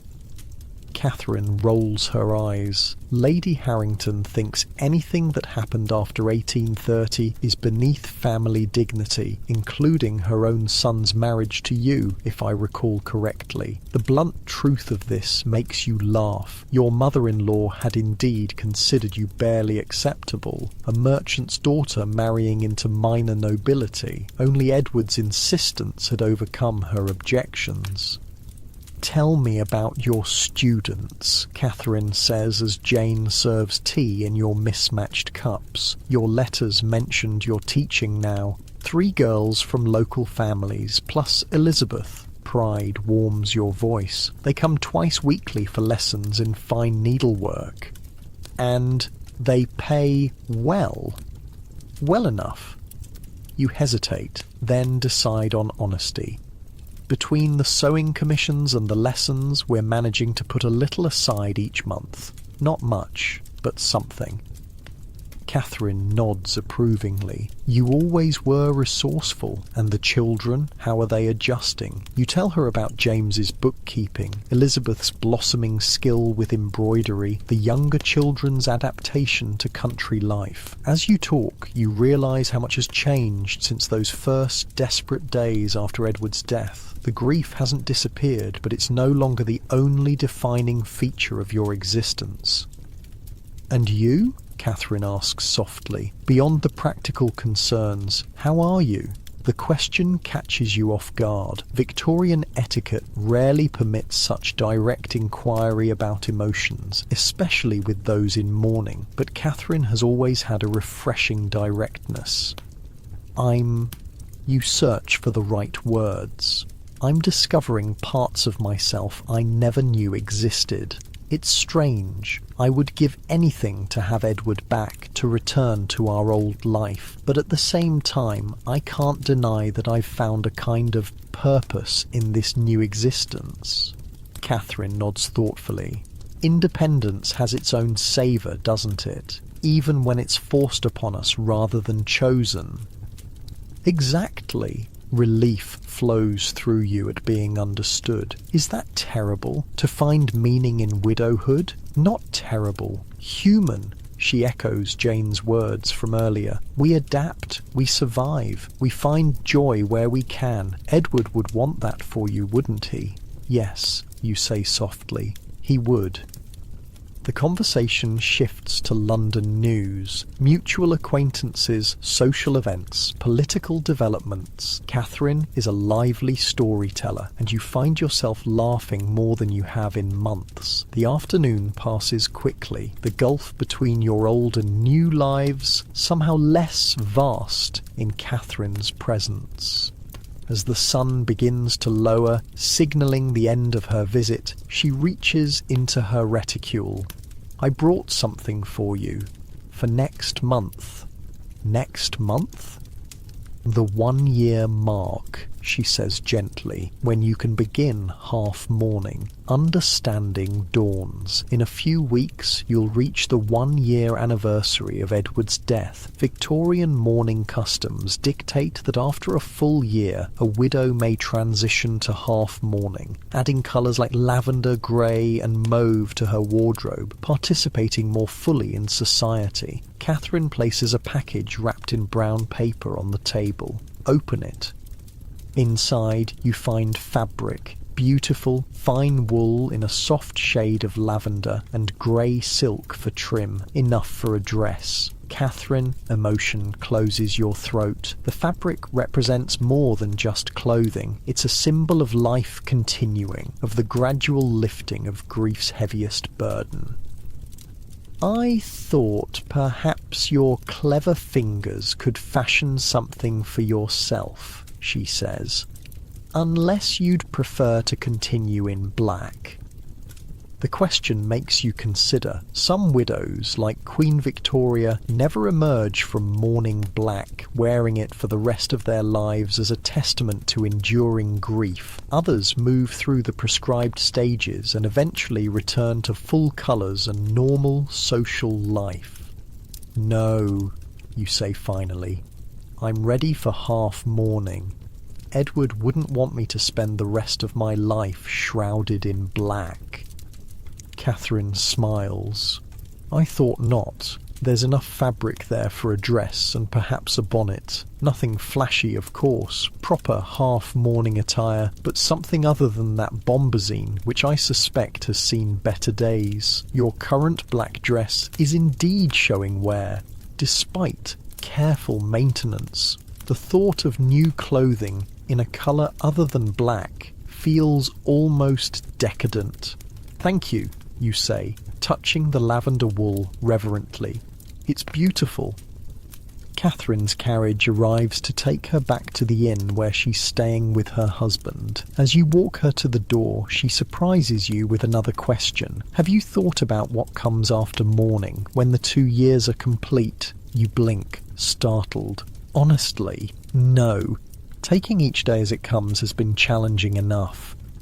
You should think about it, she says, adjusting her bonnet. You've built something here, a business, a new life. What will you do when society no longer restricts your movements or activities? The question follows you after Catherine leaves, echoing as you prepare dinner with Jane, supervise the children's evening routines, and finally sit down to your nightly sewing. What comes after mourning? What kind of life do you want to build from these new foundations? The following morning brings a less welcome visitor. Lady Harrington arrives unannounced, her carriage pulling up just as you're preparing to begin the children's lessons. Lady Harrington, Jane announces with barely concealed dismay. Shall I tell her you're indisposed? The temptation is strong, but you shake your head.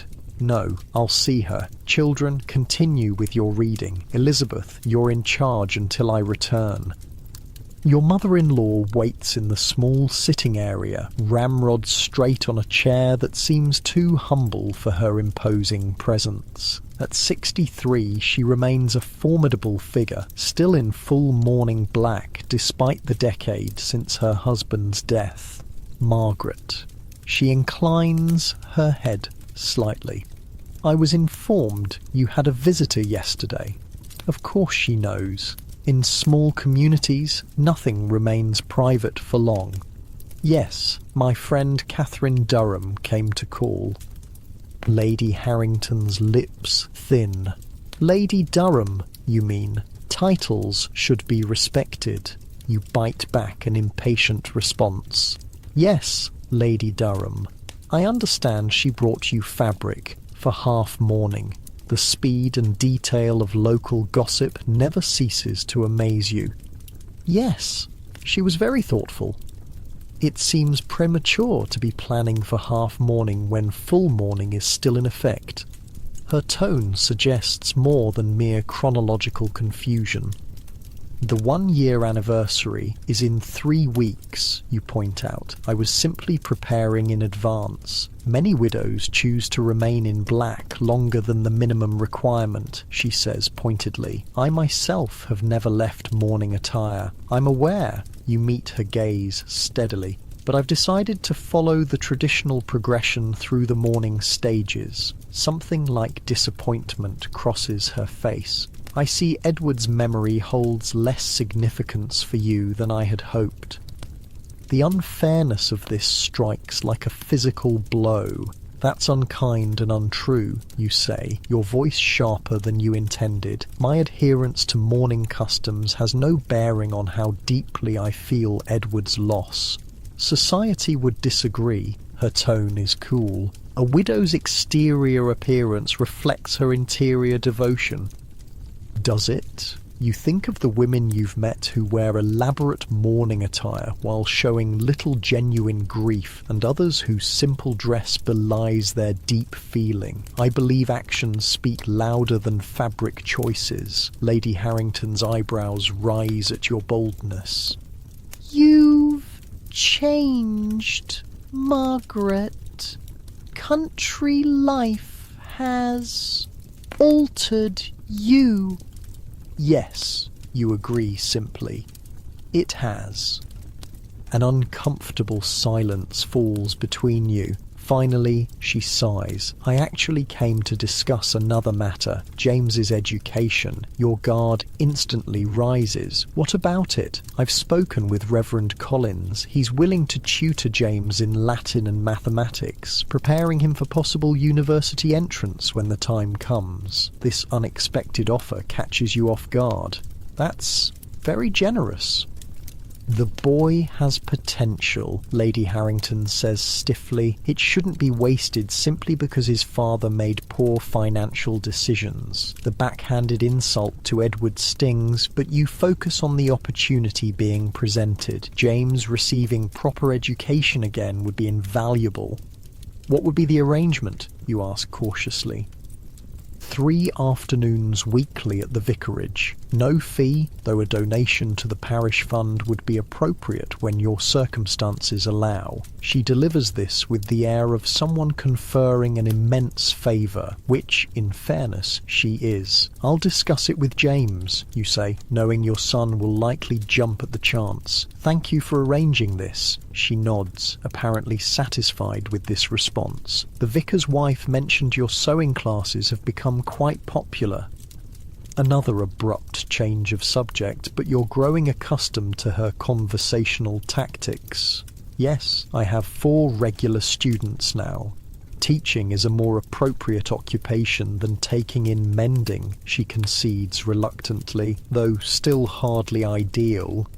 Few of our current circumstances are ideal, you point out. We're adapting as necessary. Something almost like respect flickers in her eyes. Yes, well, necessity has always been the mother of invention, I suppose. She rises to leave.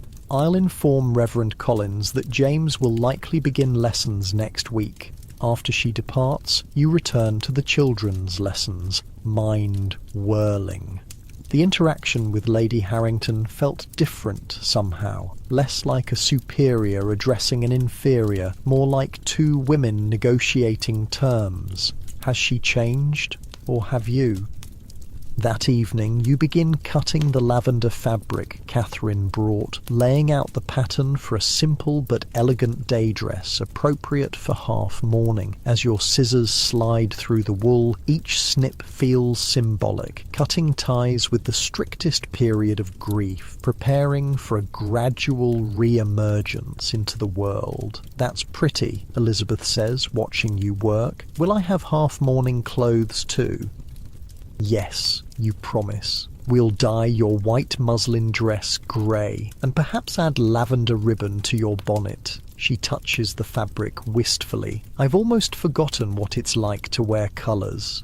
Soon, you tell her, very soon. As you work on the dress over the next evenings, your thoughts continually return to Catherine's question, what comes after mourning? When the prescribed 2 years of widowhood rituals end, what kind of life will you choose? The Margaret who existed before Edward's death would have had a ready answer. Remarriage, of course. A widow of 38 with 4 children needs a husband for financial security and social standing. But now, you're not so certain. The sewing business brings in steady income. The teaching, even more so. You've learned to manage a household on limited means, to make decisions without deferring to a husband, to stand your ground even against formidable opposition like Lady Harrington. Would you willingly return to the protected but constrained existence of a Victorian wife? These thoughts accompany you as you stitch the lavender dress, each careful seam a step toward whatever future awaits beyond morning's shadows. You're not ready to make decisions yet. The grief is still too fresh. The future too uncertain, but for the first time you allow yourself to imagine possibilities beyond mere survival. The day of the anniversary arrives, grey and drizzly. You dress in your black bombazine for the last time, arranging your widow's cap with care. Today you'll visit Edward's grave in the churchyard, marking 12 months since his passing. The children accompany you, solemn in their mourning clothes. James carries flowers, white lilies purchased with his own carefully saved money. Elizabeth holds the younger children's hands, keeping them close in the drizzle. The small country churchyard is peaceful, so different from the crowded London cemetery where Edward lies. You've arranged for the vicar to say a brief prayer at the graveside, marking the day with appropriate solemnity. It doesn't seem like a year, James says quietly, as you walk toward the church. No, you agree. In some ways, it feels like yesterday. In others, a lifetime ago. After the simple ceremony, you place the lilies on Edward's grave, murmuring private words of love and remembrance. The children do the same, each in their own way, connecting with the father they're learning to remember rather than expect. Tomorrow, you'll wear the lavender dress for the first time, signalling to the world your transition to half mourning. Today belongs to Edward and to the grief that, while no longer all-consuming, remains a faithful companion. As you walk home through the soft spring rain, James offers his arm, and you take it, leaning slightly on your son's strengthening frame. Elizabeth chatters quietly to the younger children, pointing out wildflowers and new lambs in the fields. Tomorrow begins a new chapter. Half mourning, with its gradually expanding freedoms. New colours in your wardrobe and your life. More connections to the community you've reluctantly come to call home. You'll never stop missing Edward. The ache of his absence will always remain, a tender spot in your heart. But alongside that ache, something else grows. Strength, purpose, independence. A life rebuilt from fragments, different from what came before, but no less valuable. The cottage comes into view through the misty rain, smoke curling invitingly from its chimney where Jane has kept the fire burning in your absence. Not the grand London townhouse where you once presided as Edward's wife, but a home nonetheless. Your home. Created through necessity, maintained through determination, gradually transformed into something that belongs uniquely to you and your children. Tomorrow, lavender. Today, remembrance. Both have their proper place in the life of a Victorian widow finding her way forward. The lavender dress changes everything and nothing. You catch your reflection in the small mirror as you fasten the last button. The colour is subtle, a muted shade that speaks of grief remembered rather than forgotten. But after 14 months of unrelieved black, it feels almost shockingly bright. The grey silk trim and black buttons maintain propriety, ensuring no one could accuse you of disrespecting Edward's memory. "You look nice, Ma'am," Jane says, adjusting the grey collar. "The colour suits you." It does, bringing a hint of warmth to your face that black always drained away. Half mourning has begun, and with it the gradual reintroduction of colour and life. "The hat too?" you ask, hesitating over the grey bonnet with its single lavender ribbon. "Definitely the hat," Jane nods. "Might as well go all in." You laugh at her practicality. All in for half mourning is still remarkably restrained by normal standards. No bright colours, no elaborate decorations, no festive occasions, just the subtle addition of purples, greys and whites to your wardrobe, and the easing of certain social restrictions. Downstairs, the children react with varying degrees of interest to your transformed appearance. "You look like you again," James says simply. At 17, he's grown taller in the months since Edward died, his face losing its boyish roundness. His lessons with Reverend Collins have given him new purpose, rekindling his academic ambitions. "Pretty," exclaims your youngest, touching the lavender fabric with curious fingers. Elizabeth, now 15, studies you with a more mature eye. "The cut is very fashionable," she approves. "No one would guess you made it yourself." You smile at her assessment. Elizabeth has developed a keen eye for fashion despite her isolation from London society. "High praise indeed. You'll be wearing your grey dress today as well." She nods eagerly. "The dyed muslin isn't as fine as your new wool, but the addition of lavender ribbons has transformed it from sombre to merely subdued."